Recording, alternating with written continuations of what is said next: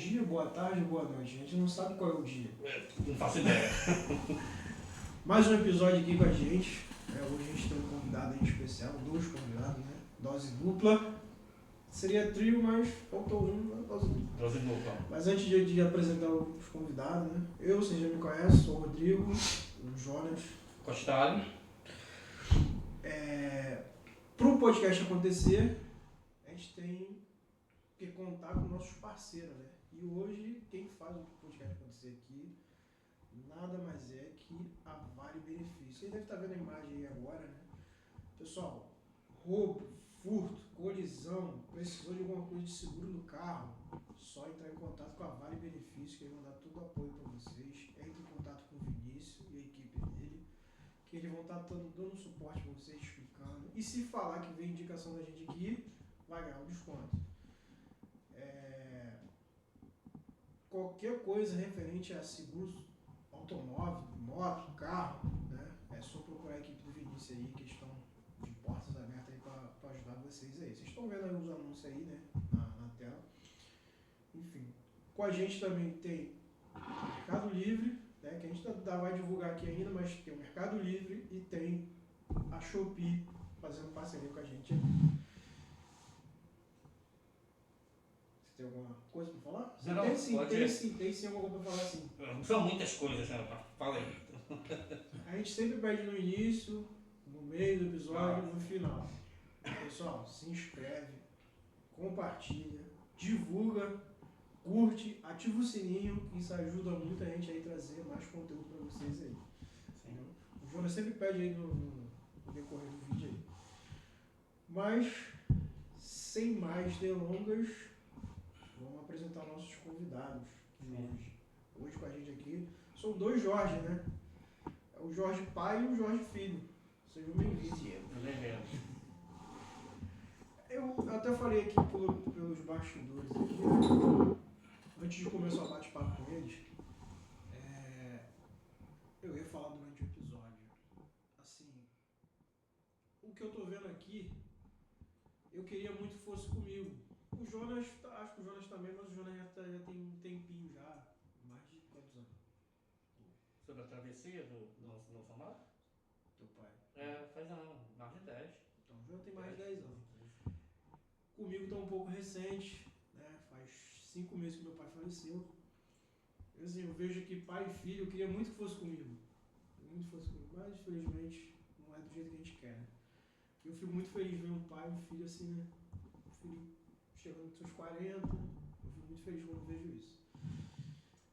Jorge, conta pra gente essa trajetória aí, na profissional, vamos falar um pouco do religioso também, né? Exterior. Como é que começou essa trajetória profissional aí? Então, me apresentar, né? Vontade. Eu me chamo Jorge Júnior, mas sou muito conhecido aí pelo mercado vidreiro como Júnior Joia, representando a Joia Esquadria. E hoje estou aqui juntamente com vocês para apresentar como é que foi minha trajetória, né? Minha trajetória ela começou se espelhando no meu pai. A gente se emociona de poder falar. Sempre tive uma admiração muito grande pelo trabalho que meu pai faz, uma profissão que ele ama fazer. E eu comecei a admirar. Tinha quantos anos, pai? Estava na adolescência, né? 13 para 14 anos, ele já começou a se interessar e não parou mais. E eu lembro quando meu pai saía para ir para a loja dele e eu chorava, que eu queria ir atrás. Ontem eu estava até relembrando esse episódio com a minha esposa. Eu chorava que eu queria estar junto, eu queria participar com ele nas obras e instalar vidro, instalação de esquadria alumínio. E aquilo ali me deixou muito curioso. Eu queria também que a gente realiza sonhos. Você botar um vidro na casa de uma pessoa é um sonho que a pessoa está realizando. De botar um vidro acústico, um vidro fantasia, um vidro... algo que a pessoa sonha em ter. Então eu fiquei muito admirado pelo esse trabalho, porque o vidreiro, nosso trabalho é um trabalho artístico, é uma obra de arte que a gente faz. Então é feito muitas coisas pelas nossas mãos, muitas coisas dependem de maquinário, e ali comecei a admirar aquele trabalho e comecei a fazer. Meu pai, quando ia para a rua, eu fugia para a loja dele e eu fazia trabalho lá dentro da loja. Eu atendia cliente, eu fechava trabalho com 13 anos, com 14 anos de idade, eu já lidava com o público, eu sabia negociar, porque eu acompanhava meu pai, então eu via ele negociando e eu falava, eu quero negociar igual meu pai, eu quero ser igual a ele. E comecei a negociar trabalho também. E meu pai, acho que quando eu fiz 15 anos, né, pai? Quando eu fiz 15 anos, você queria parar com a profissão.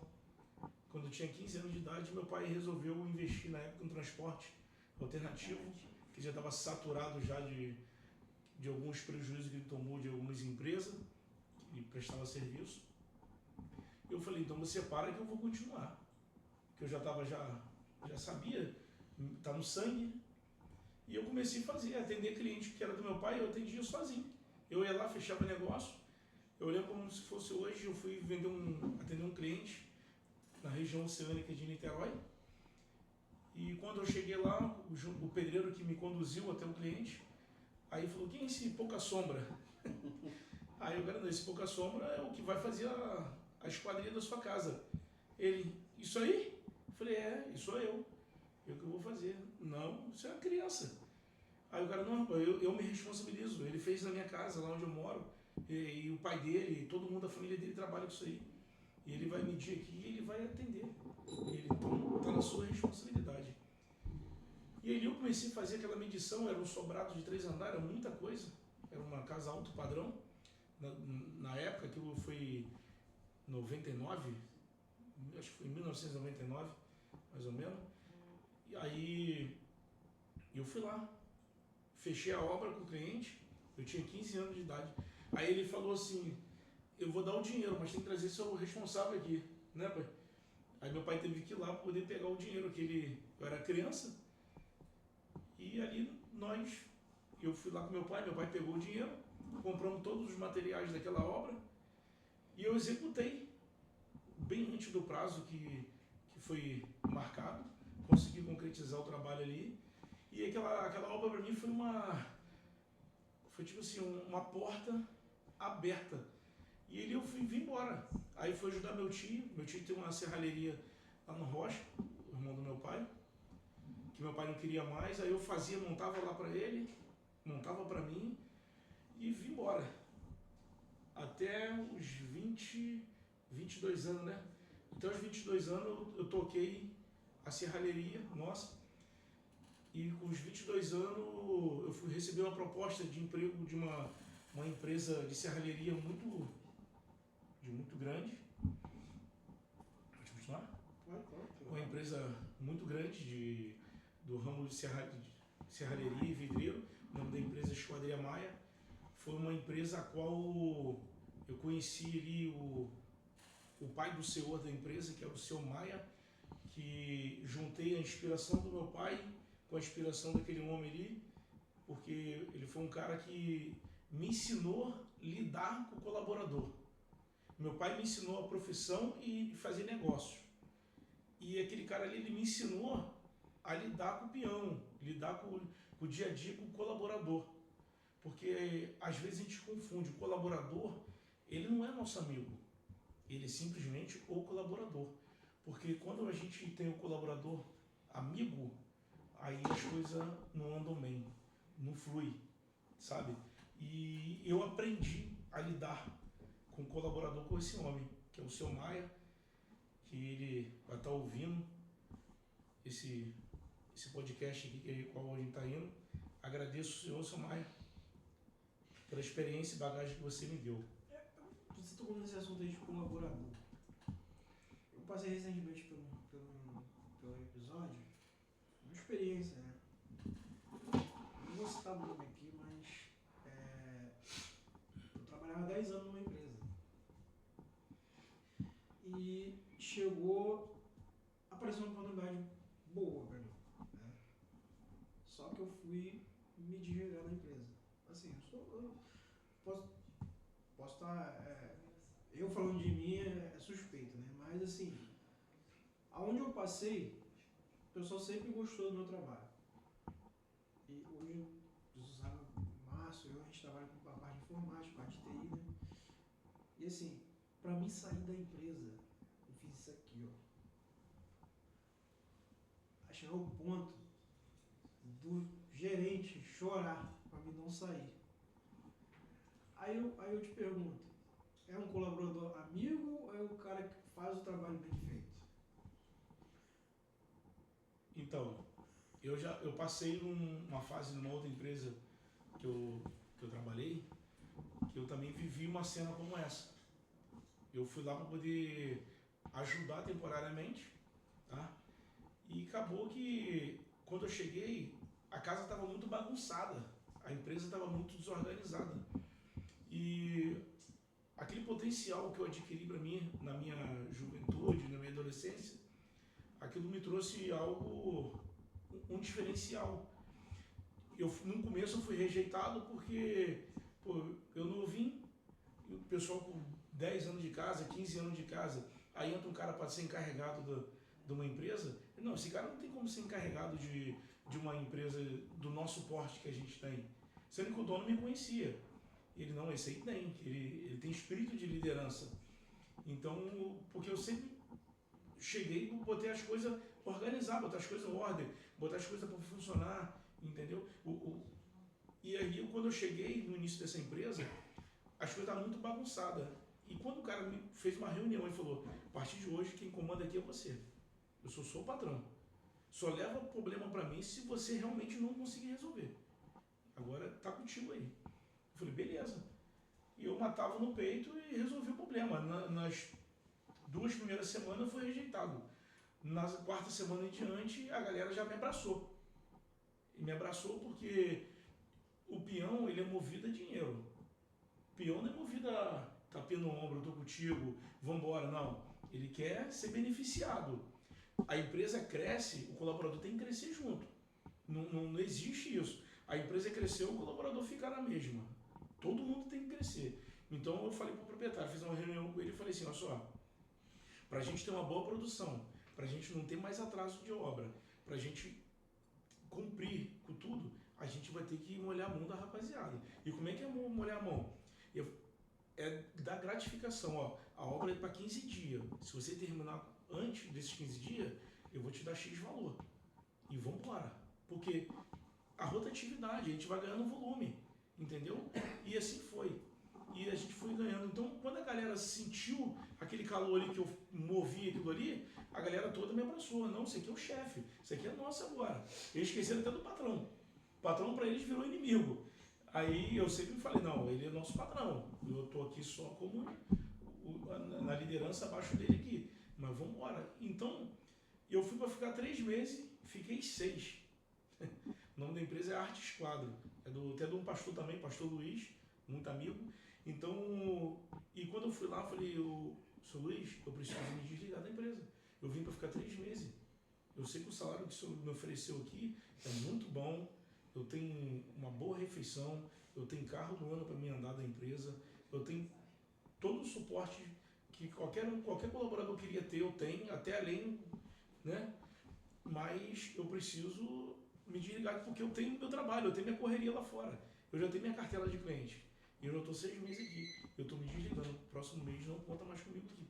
Pô, aí a galera vem sempre de não, se você sair eu vou sair também. Não, você não pode sair, senão eu vou estar provocando uma rebelião. Isso, não, eu estou contigo, onde você for eu vou. Aí eu me desliguei da empresa, aí teve uns 2 que se desligaram, aí queria vir atrás de mim, não posso, porque isso vai dar a entender que eu fiz uma rebelião e capturei, pesquei na quadra dos outros. Não, quando você estiver desempregado, você me procura que eu estou contigo, entendeu?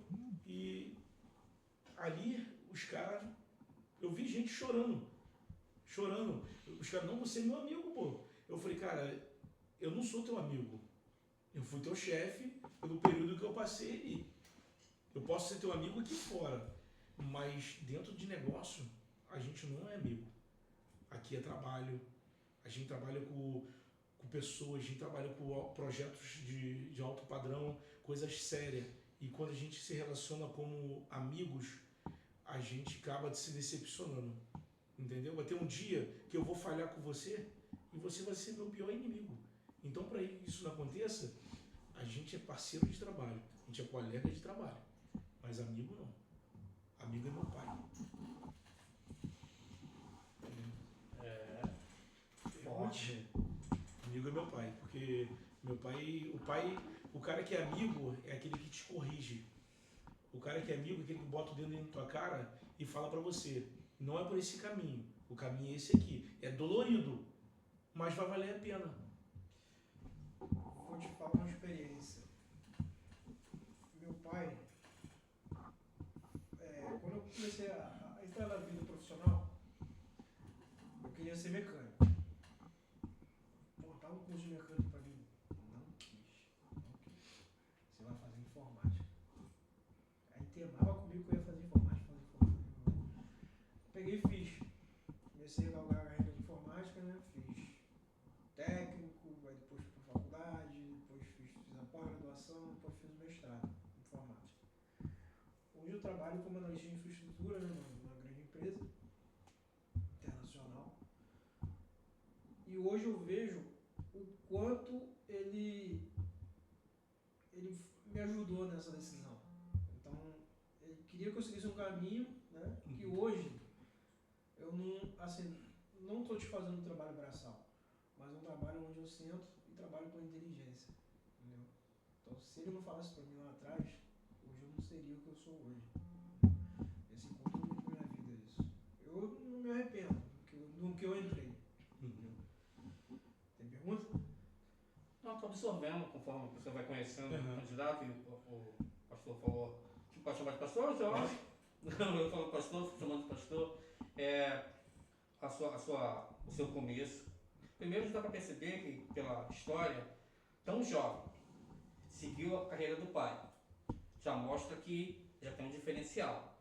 Não era talvez um rebelde, uma pessoa, porque se escolheu, né? Porque não foi forçado. Eu não queria que seu pai, não, você vai fazer isso aqui porque você não vai ficar dormindo, é preguiçoso. Então, você escolheu já seguir esse caminho, tão jovem. Aí já mostra ser um garoto bom, né? Um líder natural.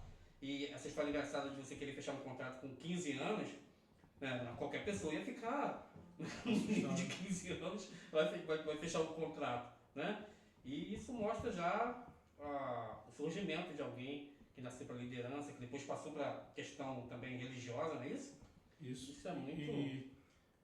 E fechar negócio foi uma admiração que eu tirei muito do meu pai, porque eu gostava de com ele nos fornecedor, na compra de material, negociar preço, fazer negócio. E chegar na casa do cliente, dificilmente meu pai ia na casa de um cliente e perder negócio. Não, meu pai entrava na casa do cliente, ele entrava para ganhar. E ele fazia, ele estudava o cliente, ele ouvia o cliente, ele ouvia a necessidade do cliente e ele fazia venda. Depois eu até brinquei, pai, você vendeu um fiado pro cara. O cara depois não paga a gente. Ele, calma. Aí uma vez meu pai fez carnê. Eu lembro como se fosse hoje. Meu pai, a gente não vai aceitar cartão, nem cheque, vamos trabalhar com carnê. Três parcelas. Era 3 parcelas. Uma mais 3. Aí, vidraçaria e serralheria, ninguém trabalhava com isso. Vamos trabalhar com carnê. E todo mundo, vamos procurar a Joia Esquadria, porque a Joia Esquadria faz carnê. E a gente só pegava o nome, endereço e o telefone para contato. Porque a gente ganhava no volume. A gente não ganhava numa unidade. O cara vinha aqui comprar com você um boxe hoje. Não, a gente todo dia estava vendendo boxe. Todo dia o comércio estava propício a fazer vendas. Igual a Casa Bahia. A Casa Bahia cresceu por quê? Porque o nome é Casa Bahia? Não. A Casa Bahia cresceu porque ela proporcionou uma cartela de cliente, uma facilidade de compra. Que nós brasileiros hoje, o que a gente precisa é o quê? Facilidade para comprar. E onde tem facilidade para comprar, o mercado vai bombar. Sendo que o mercado bomba, mas ao mesmo tempo temos percas, temos prejuízo. Porque nem 100% você vai receber em dia, nem 100% vai te pagar, tem cliente daquele ali que você vai ficar inadimplente, sendo que a nossa margem já tem que estar suportando passar por essas fases. E quando meu pai ia fazer negócio, não perdi negócio. Falei, não, eu tenho que ser igual meu pai. Quando eu vou na casa de um cliente hoje com meu filho, que hoje também está dando continuidade, ele ia estar aqui, mas não pôde estar, e eu falo para ele, ele fala assim, pai, você fica muito tempo conversando com o cliente. Eu falei, meu filho, quanto tempo nós levamos com aquele cliente? Ele, por mais de 1 hora. E nós saímos de lá como? Saldo positivo, não foi? Então, meu filho, você pode levar o dia inteiro com aquele cliente. O importante é no final você sair com saldo positivo. Você já ganhou a semana, você já ganhou um mês. Entendeu? Porque quando você dá você tem um bom relacionamento, você se expressa bem, você explica ao cliente o produto que você está vendendo, que você vender qualquer coisa é fácil. Sendo que você tem que explicar o produto que você vende. Como é que foi feito o vidro? Como é que é feito o parafuso? Qual o parafuso que vai usar? Qual o tipo de vidro que vai conversar com a parede que está na casa do cliente? Qual a cerâmica que está ali? Vamos ver qual o cor da esquadrilha de alumínio que vai conversar com o ambiente. Então, quando você transmite uma segurança dessa para o cliente, pô, o cara não é simplesmente um vidraceiro. Que vidraceiro a gente acha em qualquer esquina. Serralheiro a gente acha em qualquer esquina. Desculpa. Falando essa questão de vidraçaria, né, profissional, continuando a dúvida, por que os blindex estouram no banheiro? Então, o blindex ele estoura no banheiro porque o banheiro é um ambiente pequeno e fica fechado, certo? Então cria uma camada de ar ali dentro e fica fechado. Geralmente vai tomar banho quente, principalmente acontece muito isso no inverno. Por quê? Tá frio, você não quer abrir a janela, você vai lá e fecha a janela. E tem muitos, até hoje, os empreendimentos, tem muito empreendimento hoje com o banheiro lavabo, o banheiro social, né? Ele tem aquela ventilação, o exaustor, né? Já justamente para sugar aquela camada de ar que está ali parada ali dentro. Então o vidro, ele fica ali, criando aquela... Chega uma hora que ele não aguenta, ele estoura, ele explode. Até cerca de 2 anos atrás, né? Mas tem um problema. Geralmente quebra o móvel. Nunca quebra o fixo. Às vezes a gente fala que o vidro deu ar, quebrou, deu choque térmico. Mas muitas das vezes a rondana da porta há um desgaste. E o vidro desce. E no decorrer do uso, o vidro blindex, tem vidro temperado, que a gente chama de blindex, é o vidro temperado. Blindex é marca, né? Ele é um vidro duro. Você pode passar com carro em cima dele que ele aguenta. Mas ele não aguenta se chocar com cerâmica. Às vezes um choquezinho pequenininho que ele se choca com a cerâmica, se desmancha. E a rondana, às vezes, há um desgaste, ele desce um pouquinho, fica pertinho do mármore ou cerâmica. Se chocou ali, já era. Aí, deu ar, meu box deu ar. Vai lá ver se o vidro fixo deu ar. O vidro fixo não deu ar. Por que só deu na porta que corre? Então tem isso também. Isso. Você mencionou que é importante ganhar por números e você pode escalar. E isso é interessante porque, embora haja um efeito colateral da inadimplência e tudo, quando é esse tipo de um serviço que você provê, é meio que você não escalar, né? Sim. E às vezes você tem que realmente focar no número, porque você não sabe quantos clientes vão entrar em contato, quantos clientes vão pedir. Isso aí. Então, no final das contas, acaba sendo que é mais por número mesmo. Isso. Lógico, a qualidade, o compromisso, mas é número. Quanto mais clientes você puder atender, ter pessoal para poder fazer esse tipo de atendimento, é isso? E aqui é bom também porque no nosso podcast a gente faz perguntas sem roteiro, sem nada, para poder, inclusive quem assiste, tirar dúvidas. Aqui não é ao vivo, se fosse ao vivo a gente mandava as perguntas. E às vezes eu pergunto mesmo como leigo. Por exemplo, eu creio que serralheria, eu acho que o alumínio me parece ser ainda uma das substâncias, materiais mais comercialmente aceitáveis no mundo. Uhum. Porque é leve, não enferruja, não é isso? Resiste à natureza, Sim. não é isso? Se estiver errado, pode me corrigir. Sim, sim. E eu não sei a questão de custo, se seria algo intermediário ou ainda é mais vantajoso. E também sobre vidro, eu tenho minhas próprias curiosidades, folha dupla, folha tripla, o que é aquele jateado, qual a diferença do jateado mais claro para aquele mais verde, como funciona a questão da prova de ruído, qual é realmente bom, realmente aonde funciona, será que funciona mesmo? Você tocou num assunto aí que a gente não sabe como é que funciona a blindagem. Por isso, eu ia chegar lá. Estamos aqui para perguntar, afinal a gente está com experts no campo aqui. Então, o vidro blindado é uma camada dupla de vidro, né? São 2 vidros. Aí vai depender de qual é a área, qual é a função que ele vai trabalhar. Entendeu? Vamos começar pelo vidro acústico. A gente está dentro de um estúdio. Dentro do estúdio a gente precisa botar uma janela acústica. Mas aí, Júnior, é só a janela que é acústica? Não, todo ambiente tem que ser acústico. Não adianta você ir ali botar uma esquadrilha de alumínio acústica. Nós estamos executamos um trabalho aqui na Praia de Caraí, em Niterói, e toda esquadrilha está sendo acústica. Aí eu até falei para o cliente, não adianta a gente botar a sua esquadrilha, a esquadrilha de alumínio acústica e o seu vidro acústico se as suas paredes não for acústica. Você está fazendo um trabalho em vão. Porque as paredes lá precisam também de ser acústica. Igual aqui, vamos botar a janela aqui acústica, beleza, vamos. E o restante do ambiente é acústico? Tem que ser tudo acústico. A esquadrilha de alumínio acústica, a gente faz muita linha Gold, né? A gente bota lã de rocha por dentro dos perfis da esquadrilha de alumínio para poder abafar o som. E o vidro é dupla camada, tá? Ele vidro duplo, aí leva aqui, ó, a forração dele em volta para poder isolar todo o barulho. Aí isola barulho, temperatura, temperatura de fora, ela não passa aqui para dentro, ela amortiza tudo ali, entendeu? E o vidro blindado, ele é um vidro duplo. Você já viu para-brisa de automóvel? Que ele quebra e continua no lugar? Eu ia falar isso agora. Quando o cara dá um tiro, ele estilhaça, mas não atravessa. Então, tem uma lâmina ali dentro de PVB, uma lâmina, uma resina. E para blindagem de carro, existe uma lâmina mais rígida, mais grossa, tá? Para poder sustentar o impacto ali. E o vidro laminado, que a gente usa em guarda-corpo de varanda, vidro de fachada prédio, igual que o prédio aqui, aquela fachada aqui é vidro laminado. Porque caso se ele quebrar, ele não estilhaça. O vidro da porta do carro, ele não estilhaça e cai todinho, caquinho. Uhum. E o para-brisa não.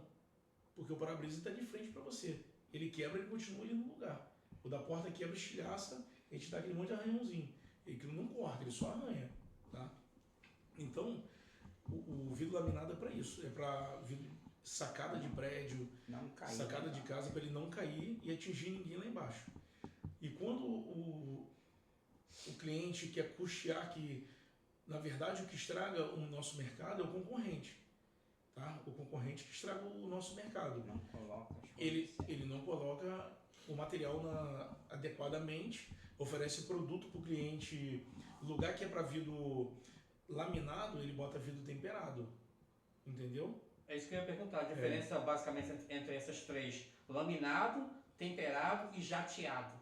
O jateado, ele é um vidro opaco para poder tirar a visibilidade. Aquele é um jato de areia. Sempre que fala jateado é porque... jateado, jato de areia mesmo. Jato de areia. Aqui passa o vidro aqui. Película. E tem película jateada. O vidro vai passando aqui dentro da máquina e o cara vai jateando aqui, dá jato de areia. É um ar, igual pistola de tinta, sendo que é uma pistola de areia. Aí vai queimando o vidro todinho. Igual tira ferrugem de casco e navio. Eu vou aproveitar o gancho porque eu quero botar na minha casa, no condomínio, quero botar justamente uma esquadrilha. Eu estava pensando, qual a diferença essa pintura eletrostática branca? Ela em si, ela é na esquadrilha de alumínio ou de ferro? A pintura pode fazer no ferro também. Porque o custo deve ser diferente, certamente vai ser, né? Hoje o ferro ele já chegou a compatível à esquadrilha de alumínio.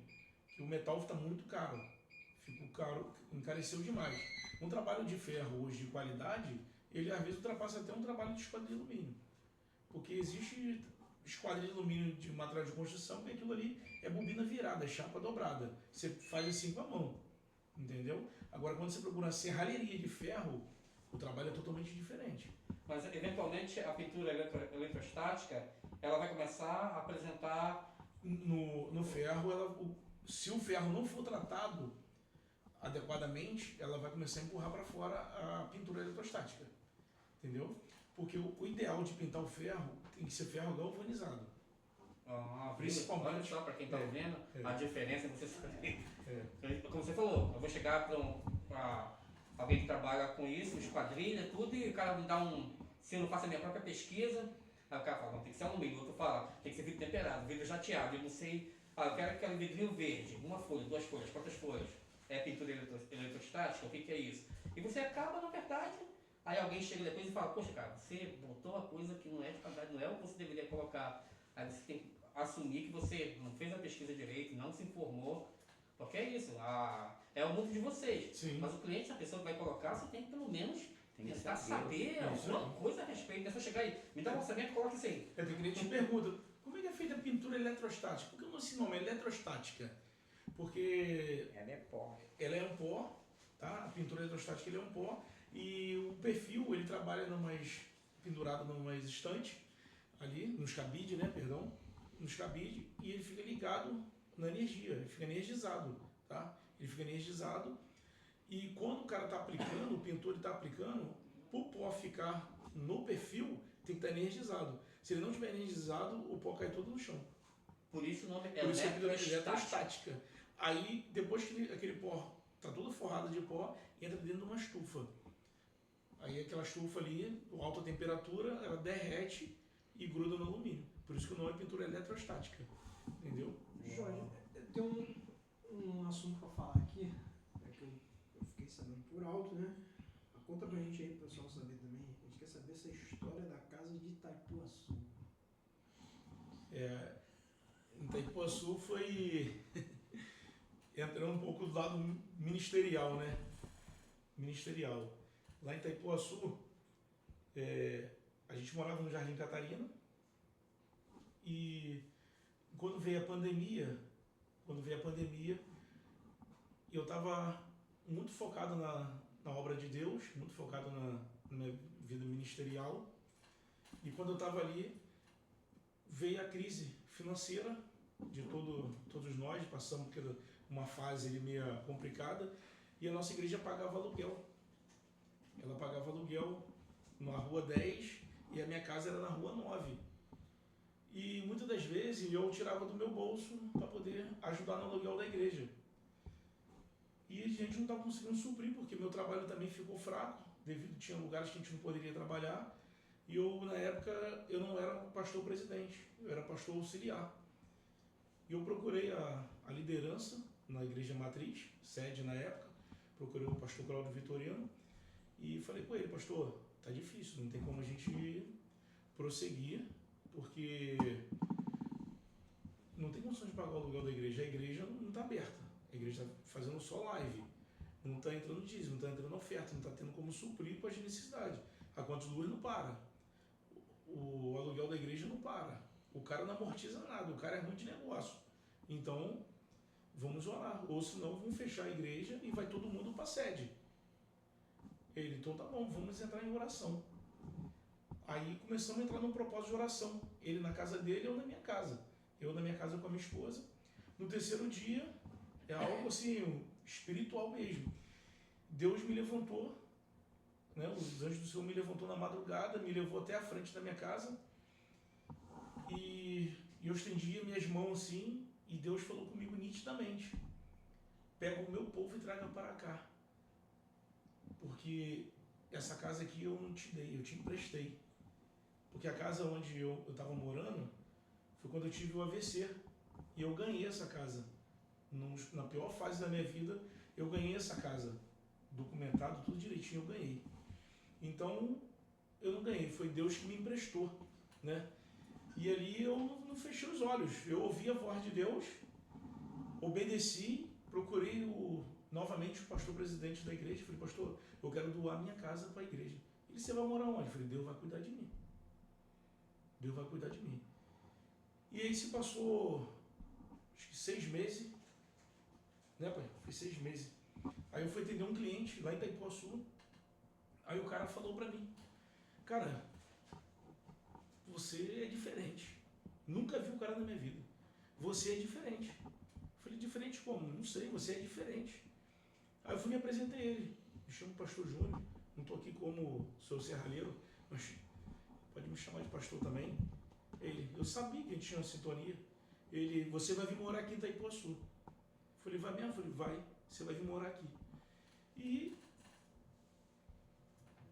3 dias depois ele me liga. E ele falou para mim, irmão, arrumei tua casa. Pode vir pegar a chave. Eu falei, arrumou minha casa? Eu falei, rapaz, esse cara... Aí eu na minha mente, esse cara tá viajando, porque ele tá achando que eu tô com dinheiro. Aí eu fui e falei, amigo, deixa eu ser sincero pro senhor, eu não tenho dinheiro não, cara. Eu tenho disposição para poder assumir uma prestação. Ele vem buscar a chave da tua casa. Eu tava em Arraial do Cabo, eu e minha esposa. Entrei no carro lá e viemos embora. Vim para Itaipuaçu, me encontrei com ele. Ele, tua casa é essa aí. Eu falei, cara, mas eu não tenho dinheiro. Ele virou para mim e falou assim, Júnior, eu não tenho agora onde eu falei disso. Quanto que você pode pagar por mês? Eu falei, cara, a realidade de hoje, a gente está na pandemia, numa crise financeira terrível. E ao mesmo tempo eu precisava do lugar, porque eu já tinha saído lá da minha casa. A minha casa já tinha virado igreja. Eu estava morando num local temporariamente para poder ver para onde eu ia. E ele, falei para ele, cara, para não comprometer minha renda, o que eu posso te pagar é R$1.500 por mês. Ele, R$1.500? Ele falou assim, não, Júnior, faz o seguinte, vai te apertar. Paga 1.200. Eu falei, qual o valor real da casa? Ele, eu estou pedindo 350 mil na minha casa. Mas eu vou fazer ela para você por 300 mil e você assume o inventário. 50 mil fica para você pagar o inventário e você paga 1.200 por mês. Te ajuda? Eu falei, pô, me ajuda. Se o cara falou isso, ele me deu a chave e foi embora. E virou as costas e foi embora. E eu fiquei ali e falei, esse cara é maluco. Esse cara tá achando que eu tô comprando um celular, sei lá. Ele tá falando de uma casa no centro do Barroco, onde é o local mais caro de Maricá, que todo mundo quer. Não é uma mansão, mas é uma casa muito boa, muito bem localizada, com o quintal todo gramado, né, pai? Varanda na frente e atrás. Eu falei, esse cara é louco. E eu morei ali, eu com 1 ano morando naquela casa, aí o vizinho virou pra mim e falou assim, não sei nem se eu relatei isso pro Jonathan outra vez, o vizinho falou assim, como é que você dorme dentro dessa casa? Eu falei, por quê? Porque, poxa, a dona dessa casa foi assassinada aí dentro do quarto dela. E já veio morar gente aqui, essa casa está 10 anos fechada, já veio 2 famílias morar aqui, não passa uma semana aqui e vai embora. Eu falei, mesmo? Pô, cara, eu nem sabia que isso aqui para mim é um paraíso. Eu entro aqui dentro, parece que eu estou no céu. Isso aqui para mim, daqui eu escuto o barulho do mar vindo, aquela brisa, sabe? Aquele clima diferente, misturado mar com serra. E eu falei, pô, cara, isso aconteceu aqui mesmo? Aconteceu. Eu falei, pô, vou procurar o cara para saber, né? Sendo que eu fiquei sem graça de falar com o cara. E eu fui entender porque ele não entrou dentro da casa. Tudo que nós tratamos foi no portão. Do portão para fora. Só que um dia que eu fui entrar dentro da casa, quem entrou fui eu. E ele ficou lá de fora. Eu falei, pô, estranho, se eu estou vendendo, eu vou entrar junto, né? E ali foi ele que ficou lá de fora, eu entrei, tratamos todos ali, no portão ali, e a mãe dele foi assassinada dentro da casa. Então todos que moravam lá falavam que via assombração da mãe dele puxando, gritando, os gritos que ela deu quando o ex-marido dela assassinou ela facada, e eu ouvi os gritos, e o garoto, ele presenciou, na época ele era garoto, né? Ele presenciou aquela covardia ali, aquela tragédia. Então a casa ficou 10 anos abandonada, fechada. E ele tentou vender, ele tentou fazer de tudo, ele não conseguia vender aquela casa. Por nada ele não vendia, nem fiado, ninguém queria a casa. Eu falei, então eu fui o bucha, na mente, né? Depois eu fui entender. Aí procurei um primo dele, o primo dele foi e me relatou toda essa história. E ele falou, cara, ele está muito feliz que você está morando na casa. E os vizinhos, eu comecei a fazer uma célula nessa casa. Meu filho começou a trazer, uma vez fizemos uma vigília, deu 100 jovens da escola do meu filho, dentro do quintal. Falei, pô, os vizinhos vão expulsar a gente daqui, que é um lugar que não tem barulho. Você fazer um culto a madrugada inteira, todo mundo feliz. No dia seguinte, o primeiro vizinho que eu encontrei, eu falei, pô, vai brigar comigo. Aí o cara falou, pô, meu irmão, você trouxe alegria para esse lugar. Caraca, rapaz, que felicidade, nunca, muito tempo eu não via jovem e adolescente pulando se alegre daquele jeito. Essa rua aqui, desde quando a dona dessa casa foi assassinada, ficou sabe, um local meio estranho. O pessoal tinha medo de passar até na calçada dessa casa. E você vir para cá, você trouxe alegria, trouxe paz, trouxe harmonia para cá. Pode contar comigo, precisar isso, você pode contar comigo. Aí os vizinhos todos vieram me, né, falando, né, agraciando ali sobre aquilo ali. Eu falei, pô, que legal. Isso foi se passando 3 anos, foi que nós moramos ali. No 3º ano, aí a minha esposa resolveu voltar para São Gonçalo, morar em São Gonçalo, por conta que a gente pastoreia a igreja em São Gonçalo, e estava muito contramão. Isso aí, todo dia, muito o gasto, né? Falei, pô, mas a gente vai voltar por uma casa aqui, já pagamos já, como é que vai ser? E ela, foi Deus que nos trouxe para cá, não foi? Então ele vai levar a gente de volta em paz. Aí eu liguei para um cliente do meu pai de muitos anos e liguei para ele, eu mandei um áudio para ele 2 horas da manhã e falei assim, Sr. Getúlio, o senhor tem um apartamento aí desse desocupado em São Gonçalo? Aí ele me respondeu no dia seguinte, tem sim, se for para você pode pegar a chave lá, pode ir. Falei, depois a gente senta para fazer conta. Falei, beleza. Aí minha esposa, tá vendo como é que Deus está cuidando da gente? Eu falei, mas e agora, o dono da casa? Eu falei, vamos chamar ele aqui para conversar com ele. Chamei ele lá, ele entrou e eu relatei para ele que a gente queria ir embora. Ele, Júnior, mas e o que você deu? Eu falei, cara, você me vendeu uma casa sem me conhecer. Você fez negócio comigo sem fazer financiamento, de boca. Pô, meu irmão, se você quiser me dar alguma coisa, assim me dá. Se você não me der, para mim, foi benção o tempo que eu morei aqui. Porque quem vai comprar uma casa, pagar R$1.200 aqui? Casa de praia. No lugar desse aqui, uma área nobre. Ele não... Tem um cara aí, rapaz, que até me perguntou se eu queria vender a casa. Aí eu falei, meu irmão, vende a casa para ele. Pode vender. Ele fala o seguinte, você fica aí, isso foi em maio, ele se fica até dezembro na casa. Que eu vou tentar falar com esse cara. Quando ele foi falar com o cara na mesma hora pagou a casa dele, comigo morando dentro. E o cara pode ficar tranquilo que pode falar pro pastor ficar lá até dezembro, de boa. Sendo que minha esposa ansiosa, em junho ela meteu o pé. Sendo que eu fiquei lá ainda com as coisas lá ainda. Fiquei indo e vindo, ajeitando, até acabei que ajeitei umas coisas pro cara. Então eu entendo que Deus me levou para ali para abençoar a vida daquele cara. Porque ele estava precisando, ele precisava de grana para liquidar umas dívidas dele, e ele tinha aquele bem ali que ele herdou da mãe e não conseguia vender. Então, o período que eu morei ali, eu fui abençoado e ele também foi abençoado. Eu poderia, não, vou tentar vender, não poderia tirar Não, no momento algum pensei isso. Porque quando a gente está na mão de Deus, cara, a gente não precisa correr atrás da benção. A benção que corre atrás da gente, sabe? E ali eu entendi o quê? Eu fui abençoado naquele lugar. E aquele homem também foi abençoado. E estou sendo abençoado lá onde eu estou morando hoje. Onde nosso amigo lá administra lá. E quando eu fui morar ali, fiquei mais perto dos meus pais, fiquei mais perto do meu ministério. Aí eu falei, caraca, minha loja já está toda montada lá em Itaipuaçu, agora tem que trazer tudo de volta para cá. Não vou trazer loja agora não, vou ficar para lá e para cá.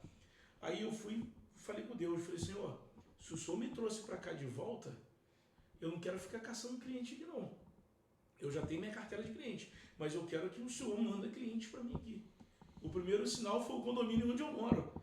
Quando eu tive essa conversa com Deus, e na mesma semana ele me respondeu que o condomínio precisando de um orçamento para fazer os portão. Eu falei, caraca, é um sinal.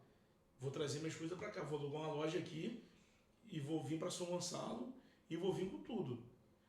Quando eu vim para São Gonçalo, eu vim um pouco receoso, com medo.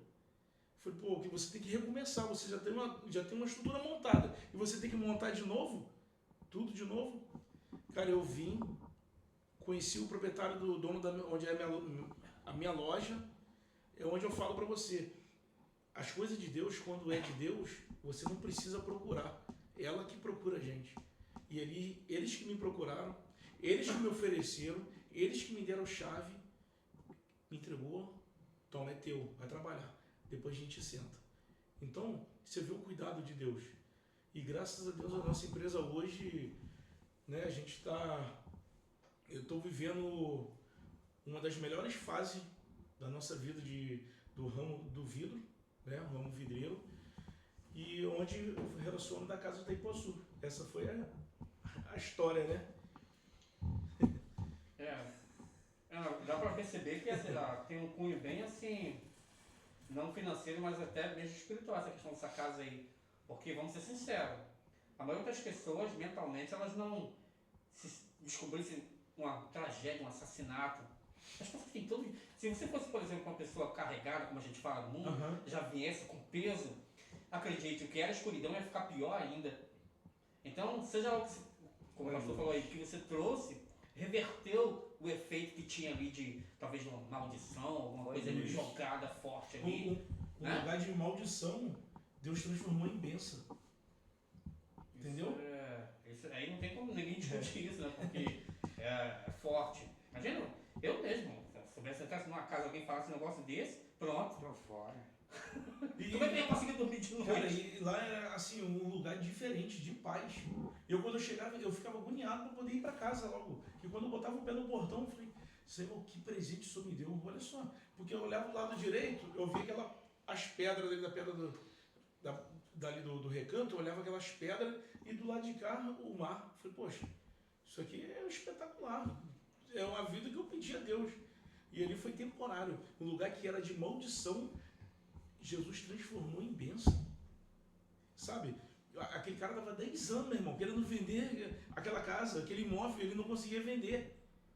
E Deus me levou lá. E depois eu fiquei até perguntando, eu fiquei questionando, pô, o senhor me trouxe para cá e agora eu vou ter que sair. Mas por quê? Aí eu fui entender o porquê.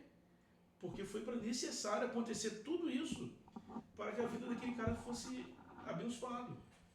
Aquele cara, ele tinha trauma naquela casa, ele não entrava dentro da casa, entendeu?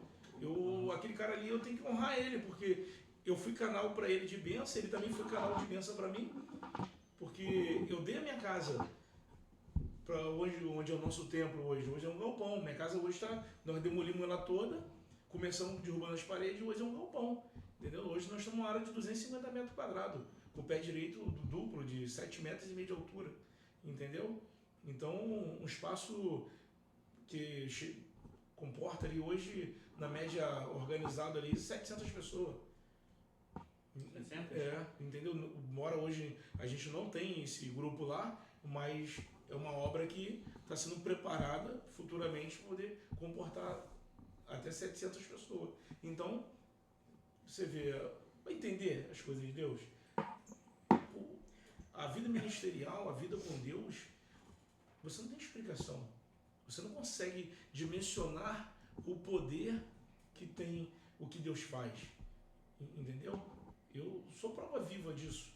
Eu vivo isso todos os dias. Eu ligo pro meu pai às vezes, ele fala assim, meu filho, cuidado, porque a mão de obra está escassa. A minha loja, eu abro ela vendendo. Eu passo durante o dia vendendo. Aí eu vou no fornecedor buscar material, aí eu chego lá, encontro com o colega do mesmo ramo, meu irmão, não vendi nada. Pô, tô passando um perrengue. Caraca, eu vou desistir dessa profissão. Aí eu falo assim, tô fora desse cara, vou ficar bem longe dele. Não posso nem falar para ele que eu tô vendendo, porque vai despertar uma inveja aí, uma curiosidade. Mas por quê? Porque Deus está no centro. Jesus está no centro. Ele que está na proa do meu barco. Ele que está cuidando. Então não sou eu, não é eu que faço o marketing bom. É Deus que envia, que não precisa eu procurar. Ele que envia. Eu só tenho que fazer a minha parte. Honrar com os compromissos, cumprir com meus colaboradores, honrar todos eles na data certa. É o que eu tenho feito sempre, andar o mais certo possível, tá? Por mais que a gente somos seres humanos, estamos sujeitos a falhas, a erros, mas eu vim no carro conversando com meu pai. Pai, eu tenho feito de tudo para agradar a minha rapaziada. Hoje ele não trabalha sábado. Hoje era 8 horas da manhã, está me ligando, me dá a chave, nós vamos abrir a loja. Você tem noção do que é isso? Os caras chegam lá, que não são evangélicos, falam assim, Eu gosto de vir trabalhar aqui, porque aqui eu tenho paz. Aqui eu tenho alegria. A gente ora todo dia antes da gente começar a trabalhar, a gente faz oração, entendeu? Então, clientes procuram a gente e falam assim, cara, sabe por que eu fechei lá com vocês? Eu passei em frente à loja 2 vezes. Na segunda vez que eu passei, vi uma voz falando assim, é ali que você vai comprar. É ali que você vai comprar. Falou 2 vezes. Aí ele foi, retornou, voltou. Ele tinha um orçamento mais barato do que o nosso. Ele, vou fechar com vocês. Porque eu não sou evangélico, mas eu obedeço a voz de Deus. E ele fechou o trabalho com a gente. E estamos executando esse projeto. Entendeu? E quando a gente chega lá na obra dele, sabe o que ele fala? Tem como morar aqui antes de vocês começarem a trabalhar? E os colaboradores que vão nem são evangélicos. E os caras oram. Os caras fazem oração. Por quê? Eles estão vivendo aquilo ali, pô. Eles estão vivendo uma fase, assim, também boa na vida deles. Eu falei hoje com meu pai, pai, tem um colaborador lá que a produção dele foi tão boa que ele tirou X valor. Meu pai, que isso? Eu falei, sério? Ele conseguiu triplicar o salário dele. Esse mês que fechou de maio para junho, né? Ele conseguiu triplicar o salário dele, porque eu dou o fixo e mais a comissão de linha de produção. E você vê, quem faz isso? É o ser humano? Não. Quem faz isso é o poder de Deus. É Ele que faz. Se Ele não estiver na direção, nada dá certo, meu irmão. Ah, mas aquele cara lá nem é evangélico e as coisas estão fluindo para ele. Flui porque Deus é misericordioso. Flui porque vai ver que aquele cara lá não é evangélico, mas ele tem uma mãe que está de joelho clamando pela vida dele. Entendeu? Então hoje o pastor tem a vida secular nesse ramo, né, da esquadrilha, 6, e o ministério, não é isso? Sim. Conciliado, essas 2 coisas. E basicamente é Rio de Janeiro, Brasil, ou eu não estou falando como alguém megalomaníaco, mas na verdade é porque a vida não é estática. Sim. Existe uma lei física que não é estática. A vida, tudo que não está indo para frente está regredindo, o que não progride, regride. Você pode falar daqui a 5 anos, a minha vida está igual, não está. Se você não progrediu, você regrediu. Ponto. Então, qual a visão do pastor com relação à vida secular nessa área aí? Atingir novos estados e já pessoal internacionalmente, cruzar fronteiras. Eu e minha família, a gente, no ano que vem, nós vamos fazer a gente pretende dar um voo para Portugal, né? É um sonho da nossa família de viajar. Primeira vez na Europa? Primeira vez, nunca viajei, nunca entrei no avião. Sério? Nunca entrei, vai ser a primeira vez. Uau.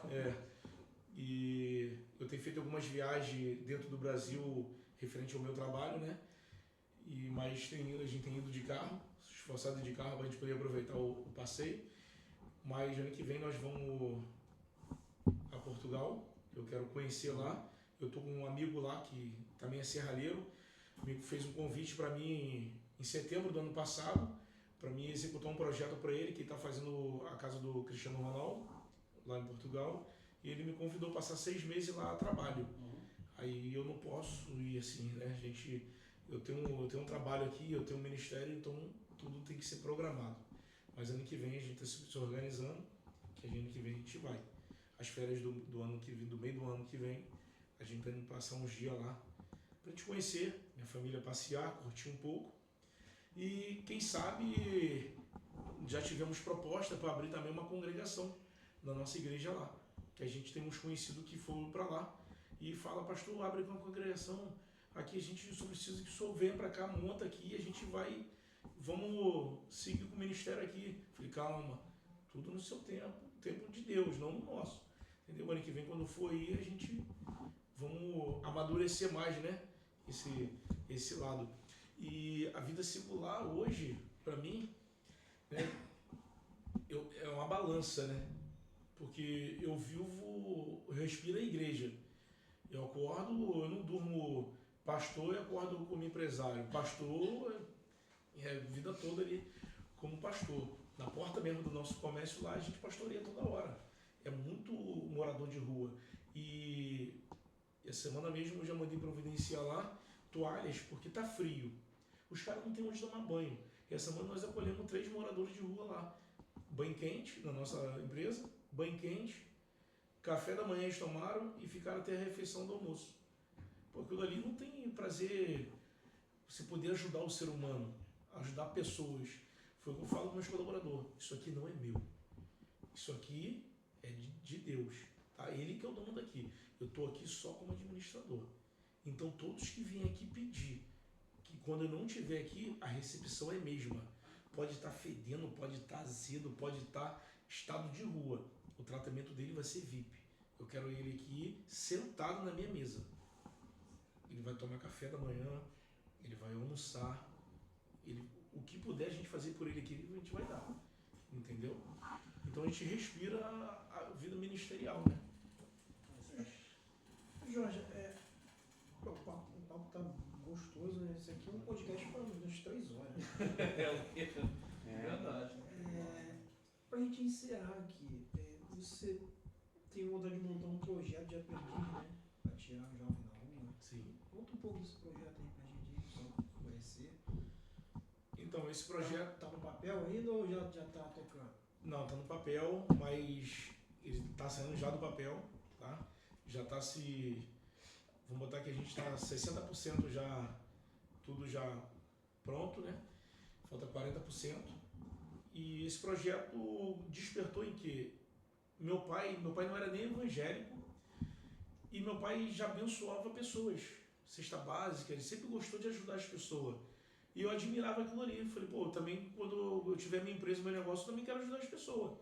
E eu tenho esse coração, sempre ajudo as pessoas, sempre faço o culto lá na minha igreja, nem tem nada a ver com a igreja, mas dentro da igreja eu compro, da minha empresa, eu compro alimento, eu que preparo a refeição e a gente doa essas refeições quentinhas, toda quarta-feira após o culto. E eu falei, poxa, o nosso ramo está muito difícil de profissional. O que eu vou fazer? Vamos pegar esses jovens de comunidade, jovens e adolescentes, vou montar um projeto dentro da minha empresa. Aquele cara que for bom, eu vou pegar ele para mim, ele vai virar meu colaborador. Aquele cara que for, assim, que não teve muito desenvolvimento pela profissão, ele vai virar meu cliente. Eu forneço material, ele vai comprar material comigo. Entendeu? E o que for bom, eu vou capturar ele para mim e vou utilizar a mão de obra dele. E ao mesmo tempo estou ressocializando esse jovem que hoje, às vezes o cara não tem um pai para conversar, para ensinar, para instruir o que é certo e o que é errado. Tem uma família que hoje vive numa vida medíocre, que precisa o cara de quê? De uma pessoa para abraçar ali para cuidar. E não tem. Entendeu? Então, eu quero montar um projeto que os jovens e adolescentes vão chegar ali, eles vão ter o curso profissionalizante, tá? Ele vai ter direito a café da manhã, almoço e lanche da tarde. Ele vai passar o dia. Ele vai se profissionalizar sem ter um custo. 0,800 e no final ele vai receber o certificado dele. O que for bom, ele vai receber uma carteira assinada como presente. Entendeu? Esse que eu quero, porque você entra na comunidade, pô, você vê os jovens, eles admiram o traficante, pô. Ele acha que aquele cara ali é um super-herói, que anda com o fuzil atravessado, entendeu? Mas a gente tem que mudar essa mente deles. Aquele cara ali tá ali porque você vê a ruíce dele, tá? E porque ele não teve um pai, uma mãe presente ali, não teve algum responsável para ensinar para ele. Não, isso aqui é errado, porque eu nasci dentro da comunidade. Eu nasci e criado dentro de uma comunidade. Hoje, se eu contar lá atrás, tem um monte de amigo meu que se foi embora. Mas aqueles que prestou, tá aí. Hoje eu estou aqui. Hoje eu pastorei uma igreja, sou empresário e tenho minha família, formei uma família dentro da comunidade. Então, dentro da comunidade, vai sair futuros ali dentro. Futuros empresários, futuros doutores. Mas precisa de quê? De uma mão amiga que estende ali, vambora, estou contigo, vou te ajudar. Vambora. Entendeu? Maneiro o projeto, né? Uau. Então, ó, de antemão, eu sei que a gente é aqui do outro lado, né? Teoricamente, somos do outro lado da ponte. É só cruzar a fronteira, meia hora. Mas se precisar divulgar o projeto, pode mandar pra gente, a gente divulga e a gente marca o pessoal do lado. Sim. Jorge, infelizmente, tá caminhando pro final. O papo tá bom. Porra, pudesse continuar, né? Não tem. 5 horas de... São assuntos Mas vamos múltiplos. fazer assim, vamos convidar ele pra parte 2. Sim. Boa. Parte 2 seria interessante. Aí a gente pode entrar na vertente secular, mas mais um pouco até na vertente espiritual. E eu trago Mundo. o meu filho, Aí sim, vai ser os Hoje- 3 Jorge. Uau. os 3 Jorge. É as 3 gerações, que hoje meu filho tá dando seguimento, né, pai? A terceira geração do ramo vidreiro, né, da nossa família. Qual a idade dele? 17 anos. Uau, que interessante. Ele 17 hoje anos já está abraçando a. E quem abre a loja, a nossa loja, quem abre é ele. É a abertura da empresa, ele que faz. E ele que organiza, bota a equipe pra rua, vambora. Que eu falo pra ele, espírito de Isso liderança. é DNA, então, liderança e uma certa obediência, né? Porque eu ia te perguntar, ele é o adolescente que faz a coisa de mau gosto, mal vontade, cara virado e emburrado e obrigado, ou ele, vou fazer? Não, ele fala, o senhor, meu avô, é minha inspiração. Se Já o gosto meu desse avô, garoto. o meu avô chegou o que ele tem hoje, porque ele foi obediente. E se o senhor tem, e o senhor é esse pai que o senhor é para mim, e me ensina esse caminho, pô, eu quero ser igual ao senhor. Vocês são minha referência. Sendo que eu falo para ele, eu só quero que você se forme, que você seja, onde o braço do seu avô não foi, o do seu pai já foi mais um pouco. É onde do papai que não conseguiu alcançar, o seu vai alcançar. E sucessivamente, né? Assim, pai? Entendeu? Há poucos dias, tem hora, tem momento que a gente tem que entrar na palavra. O meu filho mais velho, ele presta serviço para a prefeitura, às vezes sobra o cara bota alguma coisa para ele fazer. E há uns tempos atrás, há uns meses atrás, ele tinha que fabricar 64 janelas. Rápido, que é para posto de saúde, negócio de prefeitura. E ele falou assim, pai, você podia ir lá com o seu ajudante, fazer uma empreitada comigo, você montar essas janelas para mim, porque da linha 28, a linha antiga, o senhor é bom nisso. Tá bom. Aí estou lá, montando, levei 2 semanas, montei as janelas. Na segunda semana, um engenheiro chegou lá. Olhou, falou assim, isso aqui é meu pai. Está montando, a gente está terminando de montar as janelas. Ele montaram de janela. Aí o engenheiro disse assim, tem algo errado aqui. Aí eu falei assim, o que está errado? Ele falou assim, ele é filho, tinha que estar aqui montando. Você é pai, tinha que estar lá no escritório. Eu digo, não tem errado não. Eu vou dentro da palavra. O Salmo 127, da Bíblia, ele diz que claramente, os nossos filhos, eles são herança do Senhor. E eles serão como flecha na mão do valente. Uma flecha na mão do valente vai longe. Aonde eu não conseguir ir, eles irão. Então, nossos filhos, eles têm que ir além do que eu fui. É conforme ele acabou de falar. O legado. O filho dele vai além dele. Ele foi além de mim. E agora o filho dele vai além dele. É bíblico. O Salmo 127 nos afirma isso. Eu lembrei quando eu fechei aquele contrato lá na emissora Record, aí eu falei, pô, peguei uma obra dentro da Record. Tipo assim, uau, uma obra. Eu falei, pai, peguei uma obra na Record. E eu faço questão que você vá comigo pra lá. Nem que você fique uma semana comigo lá. Mas eu preciso te levar lá comigo. Não foi, pai? Aí levei ele lá. Aí ele ficou deslumbrado, né? Porque, assim, inclusive hoje de manhã eu tive uma reunião com a diretoria de lá. Hoje cedo, né? Pela manhã. E os caras até pediu, falei que ia vir participar hoje aqui do podcast. Só o podcast nos proporciona isso, Rodrigo. Como é que a gente vai conhecer Eu fico criaturas orgulhoso. como essas? Eu fico orgulhoso dele, porque ele, o pessoal lá fala assim, esse aqui é o serralheiro da Record. Então ele é apresentado assim, ó. Então isso é bom. Tem muito assunto aí, né? Rapaz, Não tem que ter assunto na são margem. coisas assim que, ó, muita coisa pra acontecer. Jorge, né? Então é isso.